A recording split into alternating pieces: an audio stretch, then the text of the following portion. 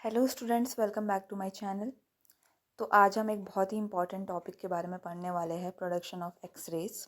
ये एक्सरेज का प्रोडक्शन कैसे होता है, ठीक है। तो पहले मैं थोड़ा आपके बेसिक्स क्लियर करूँगी, उसके बाद मैं आपको प्रोडक्शन बताऊँगी कि प्रोडक्शन होता कैसे है। तो बेसिक्स में मैं सबसे पहले डेफिनेशन से स्टार्ट करना चाहती हूँ कि एक्सरेज होते क्या है। तो एक्सरेज इलेक्ट्रोमैग्नेटिक रेडिएशंस है जो कब प्रोड्यूस होते हैं, जब हाई स्पीड इलेक्ट्रॉन्स क्या करते हैं, आपके मेटल टारगेट में स्ट्राइक करते हैं और सडनली क्या कर जाते हैं, डी एक्सलरेट कर जाते हैं, ठीक है। तो जो टारगेट होता है वो बेसिकली किसका होता है, टंगस्टन का होता है, due to its high atomic number, ठीक है। टारगेट मटेरियल में हम टंगस्टन यूज़ करते हैं, ठीक है। अब थोड़ा मैं बेसिक में जाऊँगी। बेसिक्स में मैंने आपको एक्सरे ट्यूब में पढ़ाया था कि जो इलेक्ट्रॉन्स होते हैं वो क्या होते हैं, कैथोड से इमिट होते हैं। कैथोड क्योंकि आपका नेगेटिव टर्मिनल हो गया। और कैसे होते हैं, with the help of thermo ionic emission, है ना। कैथोड में क्या प्रोसेस होती है हमारी, थर्मो आयोनिक इमिशन, मतलब हीट की प्रेजेंस में इलेक्ट्रॉन्स का इमिट होना, क्लियर। उसके बाद इलेक्ट्रॉन्स कैसे है आपके, नेगेटिव है, तो वो एक्सीलरेट होते हैं टुवर्ड्स द एनोड, ठीक है, with the help of high voltage. High voltage की प्रेजेंस में जो इलेक्ट्रॉन्स है वो एक्सीलरेट करते हैं एनोड की तरफ, क्योंकि वो आपका पॉजिटिव हो गया, ठीक है। फिर क्या होता है, सडनली डी एक्सीलरेशन होता है इलेक्ट्रॉन्स का एट द टारगेट। जैसे ही इलेक्ट्रॉन्स आपके टारगेट में जाते हैं, टारगेट से स्ट्राइक करते हैं, ठीक है, they will strike heavy metal target which is the tungsten. तो वहाँ पे उनकी क्या होती है, डी एक्सीलरेशन होती है, ठीक है। उस डी एक्सीलरेशन के कारण जो एनर्जी रिलीज़ होती है, ठीक है, वो हमें दो पार्ट्स में मिलती है। पहला एक्सरेज 1% एंड हीट 99%। तो ऐसे ही हमें एक्सरेज हमारे मिल जाते हैं, ठीक है। तो जो आपकी एक्सरे ट्यूब मैंने पढ़ाई थी, it is an energy conversion device which is converting kinetic energy of electrons into electromagnetic energy, ठीक है, जो काइनेटिक एनर्जी ऑफ इलेक्ट्रॉन्स को कन्वर्ट कर रही है इलेक्ट्रोमैग्नेटिक एनर्जी में। आई होप यहाँ तक आपको क्लियर है, ठीक है। अब थोड़ा मैं आपको एक्सरे ट्यूब के कंपोनेंट्स को भी रिवाइज करवाना चाहती हूँ। सबसे पहला कंपोनेंट आता है आपका कैथोड, ठीक है। कैथोड का जो फिलामेंट होता है वो टंगस्टन का बना होता है। उसमें हमारा फोकसिंग कप भी प्रेजेंट होता है जो कि आपके इलेक्ट्रॉन्स को प्रोड्यूस करता है। दूसरा था आपका एनोड। एनोड का जो टारगेट होता है वो टंगस्टन का बना होता है। दो टाइप्स के एनोड होते हैं, रोटेटिंग और स्टेशनरी। मोस्ट कॉमनली रोटेटिंग वाला यूज़ होता है और एनोड आपका प्रोड्यूस करता है एक्सरेज को। तीसरा था ग्लास एनवेलप। ग्लास एनवेलप आपके वैक्यूम को मेंटेन करता है और फ्री इलेक्ट्रॉन मूवमेंट को अलाउ करता है। तो ये तीन मेजर आपके एक्सरे ट्यूब कंपोनेंट्स थे, कैथोड, एनोड और ग्लास एनवेलप, ठीक है, क्लियर। तो यहाँ तक मैंने आपके बेसिक्स क्लियर कर दिया। तो अब हम आते हैं basic principle of X ray production, ठीक है। अब हम आते हैं basic principle of X ray production में, ठीक है, कि जो आपका एक्सरे का प्रोडक्शन है उसका बेसिक प्रिंसिपल क्या है। तो इसके तीन स्टेप्स है। कितने स्टेप्स है इसके, तीन स्टेप्स है। पहला है थर्मो आयोनिक इमिशन, दूसरा है एक्सेलरेशन ऑफ इलेक्ट्रॉन्स और तीसरा है आपका सडन डी एक्सेलरेशन। थोड़ा बहुत मैंने आपको एक्सप्लेन भी कर दिया। थर्मो आयोनिक इमिशन मैंने आपको एक्सप्लेन कर दिया था कि आपके कैथोड में होता है, जिसमें क्या होता है, टंगस्टन फिलामेंट आपका हीट होता है। There is heating of tungsten filament and it will release electron forming a space charge, जो कि आपके इलेक्ट्रॉन्स को रिलीज़ करता है और स्पेस चार्ज फॉर्म करता है। What is space charge, electrons के क्लाउड का फॉर्म होना, ठीक है, अराउंड द फिलामेंट, जो कि आपके फर्दर इमिशन ऑफ इलेक्ट्रॉन्स को क्या कर देता है, रोक देता है, ठीक है। दूसरा है आपका एक्सेलरेशन ऑफ इलेक्ट्रॉन्स। दूसरा पॉइंट है आपका एक्सेलरेशन ऑफ इलेक्ट्रॉन्स। बेसिकली जो हाई वोल्टेज की प्रेजेंस में इलेक्ट्रॉन्स एक्सेलरेट करते हैं फ्रॉम कैथोड टू एनोड, ठीक है। एंड तीसरा है आपका सडन डी एक्सेलरेशन। ये ऑलरेडी बता दिया, इलेक्ट्रॉन्स क्या करेंगे, आपके टंगस्टन टारगेट में स्ट्राइक करेंगे, सडनली डी एक्सेलरेट कर जाएंगे और दो पार्ट्स में हमें मिलेंगे, एक्सरेज और हीट, ठीक है। और 99% जो एनर्जी है वो हीट बन जाती है और लेस देन 1% बिकम एक्सरेज। तो ऐसे ही हमें एक्सरेज मिल जाते हैं, ठीक है। अब बात करते हैं टाइप्स ऑफ एक्सरे प्रोडक्शन की। टाइप्स क्या है बेसिकली एक्सरे प्रोडक्शन की। तो basically there are two types of X ray production, ठीक है, दो टाइप्स है। पहला है आपका ब्रह्मस्टर्लिंग रेडिएशन एंड दूसरा है आपका कैरेक्टरिस्टिक रेडिएशन। दो रेडिएशंस होती है हमारे पास, ब्रह्मस्टर्लिंग रेडिएशन एंड कैरेक्टरिस्टिक रेडिएशन, ठीक है। तो ब्रह्मस्टर लंग रेडिएशन कब फॉर्म होती है? It will be produced when high speed electron passes near the nucleus of tungsten.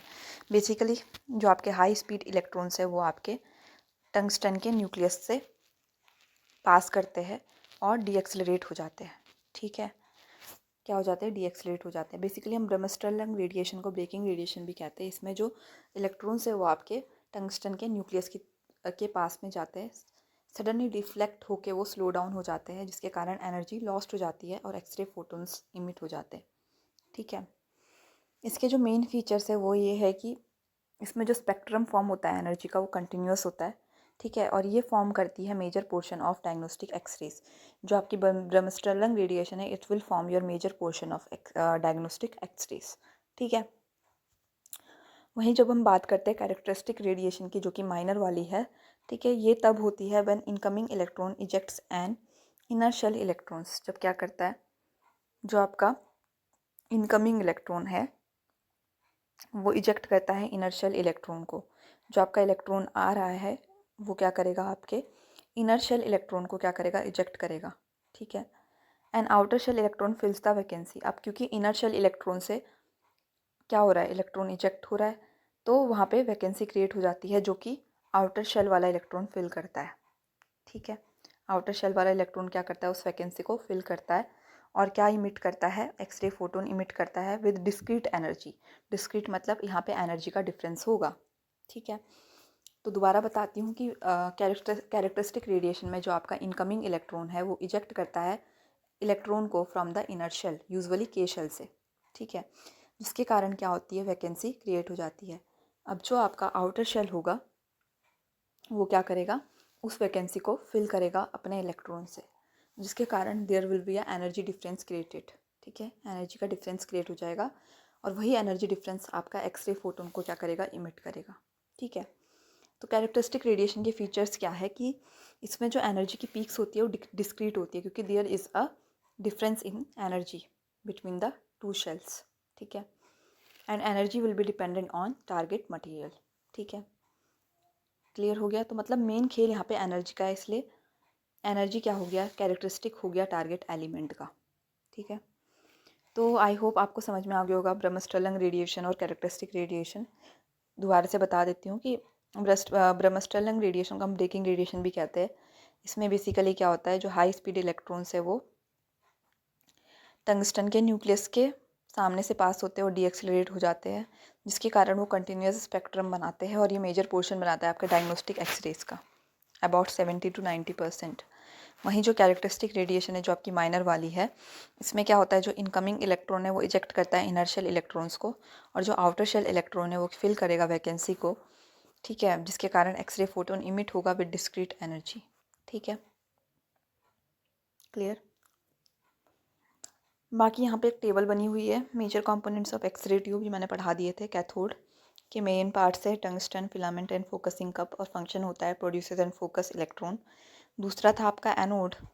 ठीक है, टंगस्टन का टारगेट है कॉपर की स्टेम है, प्रोड्यूस करता है एक्सरेज और डिसिपेट करता है हीट। तीसरा है ग्लास एनवेलप, जो कि एक वैक्यूम ट्यूब है और प्रिवेंट करता है एक्सरे कोलिजन। ठीक है, फैक्टर्स अफेक्टिंग एक्सरे बीम्स, तो एक्सरेज की जो क्वालिटी होती है वो आपकी किस पे डिपेंड करती है, एमए में और एक्सपोजर टाइम में। ठीक है, mA means milliampere, exposure time किस में हम मेज़र करते हैं, मिली एम्पियर सेकेंड में। तो इन दोनों चीज़ों में आपकी जो क्वांटिटी है एक्सरेज की वो डिपेंड कर रही है।